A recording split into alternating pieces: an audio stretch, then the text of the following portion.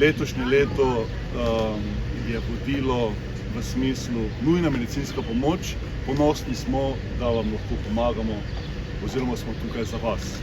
Hud privilegij je, da imamo to službo, da lahko ljudem pomagamo, ko so v največji stiski, ko so zaskrbljeni ob eni zjutraj, ob eni zvečer, za Božič, za kakšen drug praznik, kadarkoli smo mi tukaj za njih.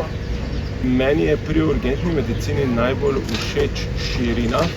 Resnično imate lahko v enem dnevu, se je to že zgodilo, pacienta, ki ga je pičila oziroma ugrizla kača, srčen zastoj zaradi infarkta, prometna nesreča in poizkus samomora, ker je pacient zaužil 100 tablet, ne vem česa.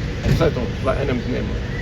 Nažalost se nam vedno bolj dozdeva, da je pravzaprav urgentna medicina kot taka na nivoju urgentnih centrov, predvsem v Sloveniji, klinično v bistvu mrtva, nažalost.